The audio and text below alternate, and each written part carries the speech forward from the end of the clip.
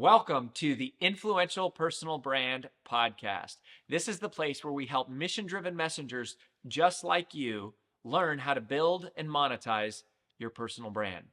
My name is Rory Vaden, and I'm the co-founder of Brand Builders Group, a Hall of Fame speaker, and New York Times bestselling author. And this show is to help experts learn how to become more wealthy and well-known. I know you're going to love it. Thanks for being here. Let's get started. Well, I am so impressed and inspired by this next woman you're about to meet. Alli Webb is someone who has become a friend. She's a Brand Builders Group client, and she kind of famously founded and sold Dry Bar for $255 million. This is back in 2020. So she started Dry Bar in 2010. It exploded into over 150 locations, very, very successful product line. She became a New York Times bestselling author as part of that journey. And she has since kind of evolved and adapted and diversified into starting many different businesses and using her personal brand to really create enterprise value. One of their current projects is called Squeeze. AJ and I have been to Squeeze. We love it. It is massages. They have kind of like health spa sort of situation. And Brightside and Beckett and Quill is other businesses that she's involved with. She's got a new one called Canopy, where she joined as the president. Canopy's super chic, reimagined humidifiers are making big waves in the beauty industry and innovative beauty device category. So lots of stuff around beauty and health. She's been a board member of several companies. She's been on the cover of Inc. magazine's How I Did This issue. She's been named the 100 most creative people in business by Fast Company. She's been featured on Fortune's 40 under 40 list, Marie Claire's most fascinating women. And she's just an amazing, amazing woman who has accomplished so many things. We got to work together on her recent book, The Messy Truth, which, of course, became a USA Today national bestseller. And Alli and I became friends, and I was just like, you got to hear this woman's story. It's really, really powerful. So, Alli, my friend, welcome to the show. Thank you. And thanks for that warm introduction. I appreciate it. So, I am curious, when I think of entrepreneurs, I almost sort of divide the entrepreneur world into two categories. There are people who are entrepreneurs, which are like content creators, and they like do speaking or coaching or whatever. Um, and and then there are also people in this category who are like professional service providers, financial advisors, CPAs, direct salespeople, real estate agents, um, all like they're by definition entrepreneurs, independent contractors, stuff like that. And then I have like a different category. I don't mean to be offensive to either group, but I call them real entrepreneurs, which are people who like actually start a company, build it, have to create the marketing, the sales, the product development, the HR, like the whole thing. They're not kind of using someone else's operating system. They're like building it. And I feel like a lot of the quote unquote real or regular or traditional, maybe traditional entrepreneurs would be a better sense. They kind of look at the people who use their personal brand entrepreneurs and go, I don't need to build a personal brand. I'm building a business to operate without me. And that's the whole point. And then you are different. You've done both, right? You have straddled both. You've built so many real businesses, successful scaling, operating entities, but you've also put a lot of time into your personal brand. And so I'm just curious, why have you done that? How do you think about that? How do you value it? How do you justify the quote unquote time away from your real business to like kind of build your personal brand? So I'm just curious about that. Well, gosh, I love that framing and that question. And I'm sitting here listening to that and thinking like it's so nice to be asked these kinds of questions now. Like I feel like I've like graduated from like, so tell me how you build Dry Bar, which is like an honest question that most people ask me, and I'm always happy to share it, but it's not it's interesting to be asked a question in that framing. So anyways, I think that it was a progression, like a gradual progression. And it's funny, and I'm sure you experience this too as you speak to different entrepreneurs. you know, who want different things. And there are those entrepreneurs who, to your point, want to build and grow and scale a company that doesn't potentially need them eventually, and they can step out and do something else, and they want to be behind the scenes, you know. I think it's a bit of a personality trait. And I was just like talking to an entrepreneur that I'm mentoring yesterday, and she was saying that her team was really pushing her to be out front and build her own personal brand. And she's like, I don't want to build my own personal brand. I don't like being in front of the camera. I don't like being out front. She Hmm. likes being behind the scenes. So it's a real like personal question of what you like doing, what gives you energy. And I wouldn't have known the answer to that question until it was like thrust upon me. And I was, you know, rightfully so, the, you know, brand ambassador for Dry Bar. It was my idea, it was my baby. I was the hairstylist, like I was the mom, I was catering to women, like I was the client. So it made sense on multiple levels for me to be the face of the brand. um but you know what happened as a result of that for me anyways was like when I, you know, started being on TV and I started being in front of the camera and I started like, you know, speaking on the brand, like I really fell in love with that aspect of it, you know. And um but it wasn't like I want to go be an actress and be on TV in that regard. Like I really loved talking about these brands that I built, and more so because I learned so much as because I didn't, you know this, I didn't go to college. So I don't have like any like degree or any real like pedigree in building a business. I didn't know a lot when we started, other than the fact that my parents were entrepreneurs and I had that a little bit. But you know, I learned on the job. Like I always say, I feel like I got like a, you know, a business degree growing and building Dry Bar. And I did. I learned so much. And so I feel so compelled to share all of that. Like I have so much in my brain that I don't ever think about. But if you ask me a question about a certain thing, I can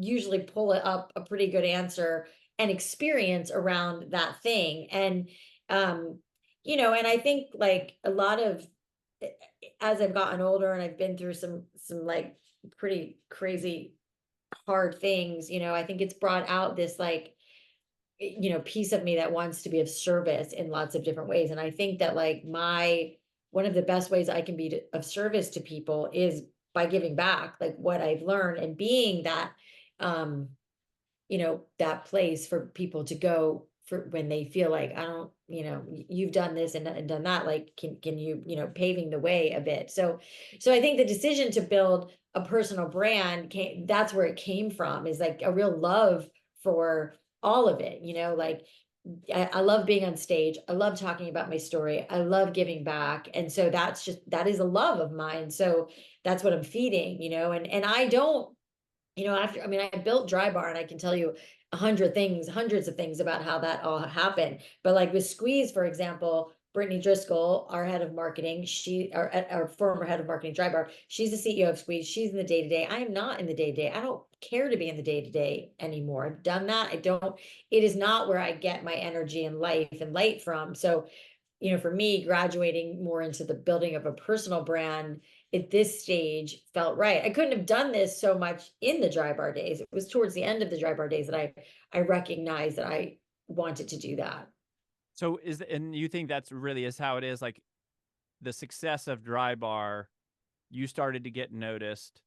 Did media outlets start reaching out to you, or did you reach out to them? Like, how did that transition even happen? Like, were you minding your own business, trying to build a successful enterprise, or were you like hiring PR firms and really trying to get like placements and stuff? Well, I mean, I had a lot of different careers over, you know, like in my 20s, which I highly recommend, you know, people like if you're young and you're, or even if you're not young, if you're listening to this, like go try all the things, you know. And then that's what I did in my 20s. Like I became a hairstylist, but I also like worked in retail, and I was, you know, I ended up working at Rogers and Cowan, which is a massive PR firm for, you know, this guy named Paul Freundlich, who ran the music department. And that experience really taught me how to write. And all the stops, my point is all the stops along my journey would turn out to be really important. But so because I worked in PR, I really saw firsthand how important PR was. And I think it looks different in today's society because it's like kind of a different kind of marketing. PR used to be just like magazines and TV, then that was it. It's obviously with social media, it's changed a lot. But I knew early on, before we even opened the doors to Dry Bar, that we were like, I knew we would be able to get good PR because we were such a new concept. So it was like a no-brainer. We were going to go do that. It wasn't until, we were crafting the pitch, which you do when you're working on it, trying to, pitch, sell something out there, that it was like, oh, okay, in early conversations with our PR team was like, what makes sense here? It's like, well, this was Alli's idea. This is Alli's baby. And my brother and Cam were integral parts. It would never have gotten to what it did without them. But from a relatability standpoint, and to sell this to the public, we knew that like I needed to be the one out there talking about it. And I didn't know anything about that. I didn't know how to do that, but we recognized that, was only one person that was going to really be able to speak to the brand, and it made the most sense for me to do it. So, from the get-go, I was doing that. Like the first week we opened Dry Bar, because it was such a new concept, like we had TV crews coming in and I was the one talking to them. Mm. And I was like, I couldn't even bear to look back at those interviews because I was so green and I didn't know how to speak to media yet. And I've had media training and all that. So it was this kind of slow progression. And I was also really fortunate and amazing timing that I was really at the forefront of the entrepreneurial craze that we're in now. It's like in 2010, like nobody knew people, founders and CEOs yet. Like, it was like, I remember like looking around going, who else is like me here? Nobody. It was like, maybe, I always think like maybe Donna Karen, like there were very few female founders that were known that had started. I mean, the landscape is so incredibly different now, but like, I was at the forefront of that alongside like Candace Nelson, and who started Sprinkles, and like there's so many female founders now, which is awesome. But, so I was at the front of that, getting a lot of, talking a lot. And then Dry Bar became such a big craze, and it was such a love brand, and people fell in love with it that they wanted to talk to me about it, and so it just kind of came, it all really, and we hired PR to build the brand, but I was always the spokesperson. And so I was always the person that people wanted to talk to. And then it kind of, people became interested in lots of things about me, not just not just me being a founder of the company, like what was I wearing and what trends did I see happening and that kind of stuff. And that was Well, and fun. I want to talk about that because there is this thing of like, oh, started a company, grew, got TV crews there the first week, we grew the company, I was on magazines, and then we sold it for 250 million. Like all of that sounds like a pretty Cinderella story. But then as you became popular and were in the public eye, I feel like your life took a little bit of a different direction. So like what is some of what happened like after Dry Bar for people Yeah. who don't know the story? Well, it's certainly not a Cinderella story. I mean, and if my book, The Messy Truth, like I really talk a lot about how hard it was. And like the first shop, yes, it was very popular and people were showing up left and right. The second shop, crickets. Third shop, crickets. It took so much effort and marketing Mm. to get us there. So it wasn't just like we opened it, it was amazing. We sold it for 255 million. I was on Shark Tank and on covers of magazines. Like it did not it really didn't happen like that. It was a lot of blood, sweat, and tears, without a doubt. And my life fell apart during Dry Bar. It wasn't even just after Dry Bar. It was like my first marriage to my co-founder, fell apart. And my son went through rehab, and Maria, a lot about this. And there's a whole chapter in my book about my son and what and the pain that he went through. And it is as bad as like it can get for a parent. I mean, it was like literal hell. And it was, and the company was like 6 or 7 years in, like still on this like upward trajectory.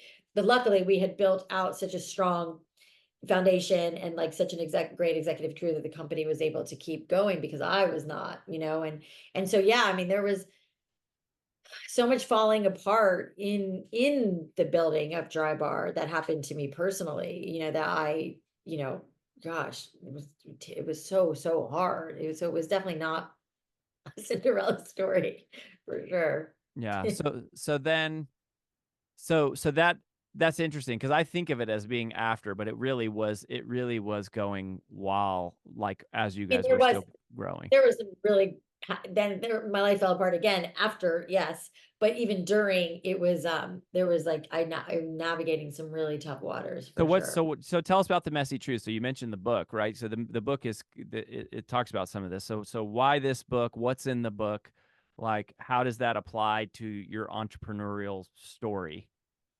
Well, it's been an interesting, evolution for me, and the fact that I mean, I decided, I decided to call the book The Messy Truth because I felt really compelled. I always thought I'd tell the story of the growth and the fascination of how we did dry bar because people love it so much. But I don't know that I ever thought I would tell like such a personal side of it, and I think that came from when I was in the thick of dry bar and my life fell apart, and I felt, and social media was a really big deal then, and I just felt like I didn't want to be inauthentic with where I was, and I'm showing this version of me that was like shiny happy on TV, growing this massive brand and all this greatness, in when really in the background I could, get barely get off the floor, and in a period of time. And so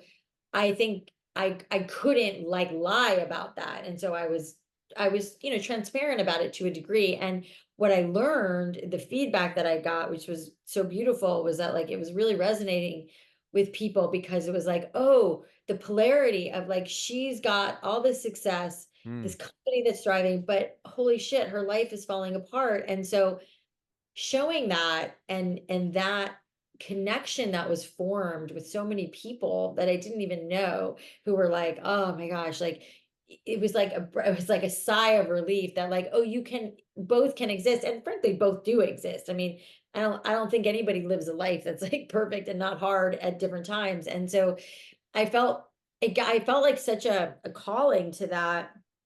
Oh, you've got to show all of it. I have a great life. Like I'm very blessed.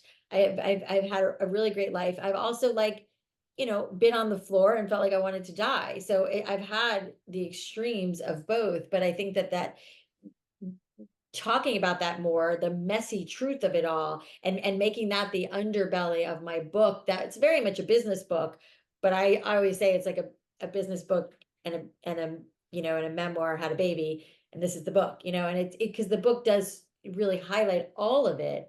And now I just feel like I've really taken the messiness to a whole new level. And like, like I was telling you before, starting this messy collective, which is, all the lessons and all the things that I've learned, becoming like the poster child for messy. And like all of my friends say to me, not all of my friends, but some of my friends are like, you got to tell everybody everything. And I'm like, first of all, I don't tell everybody everything, but I do feel really compelled to like share. And I'm still trying to figure out where that all comes from. But now I feel like it has become my brand to be this like very like unfiltered, tell it as it is, person. And I get so much great feedback about that and how much people resonate and love it and how grateful they are for it. So of course I want to keep doing it, and I feel, really, really compelled, and like it's my calling to be to let messy, Mm-hmm.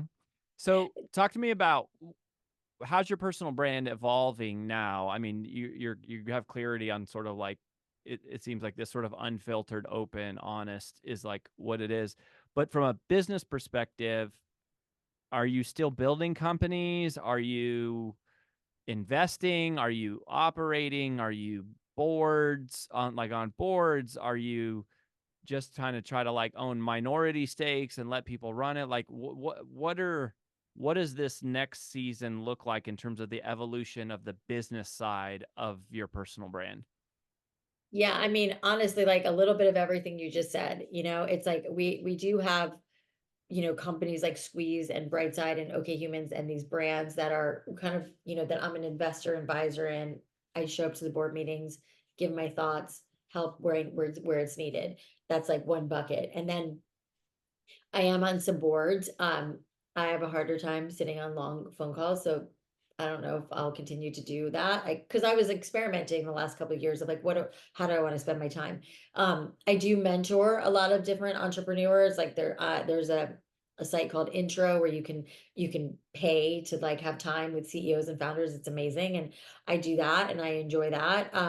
You know, and I am, which I haven't publicly announced yet, starting another brand in the hair space, which I'm Oh, gearing up with my brother to do right now. So yeah, it's like I can't really stop. I have so many ideas and so many things that I want to do. And I have like, you know, people talking about optioning my book, and then there's like a show idea in the works. I mean, honestly, I couldn't even like it would take me a pretty long list of like all the things that I'm working on, but it's all in this vein of like, let me like I'm throwing a lot at the wall and let me see what sticks, which is so funny, Rory. And I don't know if you'd want to cut this or not, but I remember when we were sitting in that room and you were talking about Lewis, and how when you met him, he was doing so many things and you helped him like distill it find the down focus. Yeah. to focus, which I think about that conversation a lot because I am in that state of I'm doing a lot of things right now, but I think I'm doing it purposely and I'm aware of what I'm doing because I want to see what works, resonates, is, you know, is lucrative, like all the things. And I'm not quite sure. And there's a handful of them that I'm working on right now, which is fun. And I almost feel like I'm like in my early 20s again. Like I'm like, I'm gonna do this and I'm gonna do this, and I'm just gonna see what feels best to me, what seems to be working. And so I'm at this like really fun Like you're stage. kind of experimenting with different, Yeah, yeah, totally. different Yeah. things. The the tell me about what's the difference between being on a board and being an advisor? Like, because I think that does happen. That we see this a lot with clients, especially as they get more notoriety and as they become more successful. There's you know brand deals sometimes then become equity deals, and like consulting relationships sometimes become equity relationships. In your mind, how do you delineate, you know, what's the difference to be to be an advisor to a company, like advisor, investor, board member? Like, how do you think of those roles differently, and how do you choose which companies to play each of those roles with?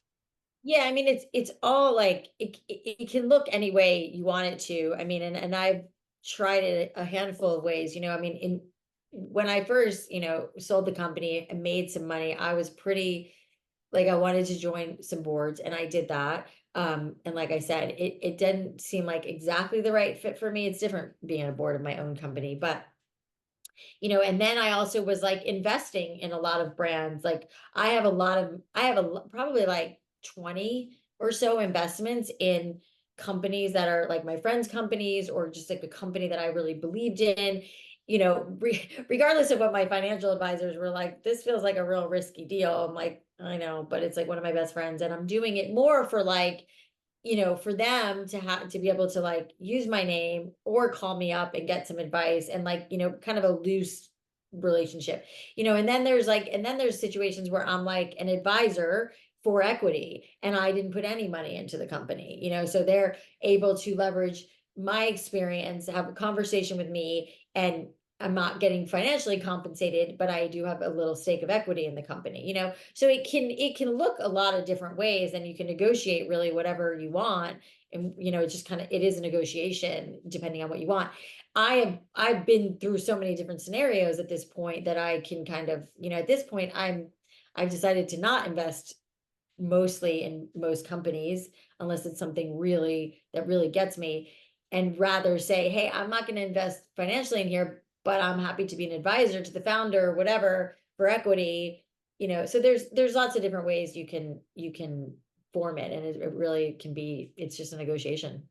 Uh-huh. So when you talk about an advisory, like investor equity is larger percentages typically, right? Advisor equity is typically smaller, or Yeah, I mean, it it just all depends. I depends. mean, All it just depends. depends. Yeah, it just kind of depends on what's happening with the company, like what you're, you know, what you're outlining as is what you're going to contribute to, you know, the company, the founder, how much time and energy you're going to give them. You know, it's really, it can run the gamut. Mm-hmm. Um, yeah, that's fascinating. That's fascinating stuff. So I think are you know going back, you know, thinking about how you've done as an entrepreneur, right? You've done all these different environments, you've worked with all of them. what's the advice you would give to a younger version of yourself who's just starting out building your first company, going just like what is it that you wish somebody would have told you about the journey of an entrepreneur, and like what you need to be prepared for emotionally, and then maybe any like, here's the big tips, these are the big things that, like, you need to hire a good lawyer, or just like anything that you wish it was like, man, I was pretty naive in this area, somebody should have told me this. Yeah, I mean, I was I was naive in most areas, and you definitely should hire a good lawyer. Don't sign anything without a lawyer. There's one nugget. And this is largely what's in my book. So many of these lessons, right? But I would say, you know, I think the overarching thing that I think about, because I do get asked this question a lot, is like I spent an inordinate amount of time worrying and being stressed, and it didn't do shit. Like it doesn't help anything. Like it doesn't, in fact, it like creates the opposite. It's like I was so nervous and had such like a tight grip on my company, and it caused me to show up not great a lot for sure. And and honestly, I think a lot of it is like, um I don't know if you can learn this lesson before you get to the other side or not, because I'm on the other side, and also like I'm just a different person. I've been through some real life changing things, and I have, as I've, really come to find faith in my life. And I think that like I didn't have that sense of it's all going to be okay. It's all going to work out one way or the other. I really truly believe that now in a very profound way, that I didn't have that back then. Back then I was like, I felt like I had to work myself into the ground. I had to work constantly. And it was like some sort, I talk about this a lot, like it was like some sort of badge of honor to work, you know, these crazy days that you just like are working from the moment you open your eyes to the moment you close your eyes. And like, this was like, and that is a little bit of like the entrepreneurial plight that we have, because we breathe this and sleep it and drink it, and it's just like all consuming, which it is. But again, if I had it to do over, I would like put it down a little bit more than I did, and try, and because I did get burned out so much, and there was a lot of my life that I wasn't paying attention to my health and to my well-being, and things that were really important, because I thought if I took my hands off the wheel for a second, that the whole thing was going to implode, which it wasn't, and it didn't, and being, like I was saying before with my son and like the divorce, like that was probably around, I don't know, year 6, 7, something like that. It's like I literally, somebody was saying this to me. I heard somebody talking about this not that long ago, that like you set your company up in a way that if like God forbid something happens to you, that the company will still exist and be okay. For many, many years, I don't think that was the case with Dry Bar. It was like I was firmly at the helm of that company, which is great, but like because we brought in a professional CEO at like 2 or 3 years, and then we built up this great team. When I did have to dip out and deal with a lot of personal stuff, like nothing happened in the business. It was fine, and that I think is a really important thing to point out, and so it just also points to the fact that like I could have done that sooner and enjoyed my life more than I did in that time when I was so worried and stressed all the time. And it's like, life's too short for that. And I would do that differently. And that's how I kind of approach things now. I like, and I have to remind myself of that. Like it's a self-awareness thing, which by the way, self-awareness is probably the greatest gift of all of this, is like having much more self-awareness now than I've ever had in my life. You mentioned your spiritual journey. What's your favorite TV show these days?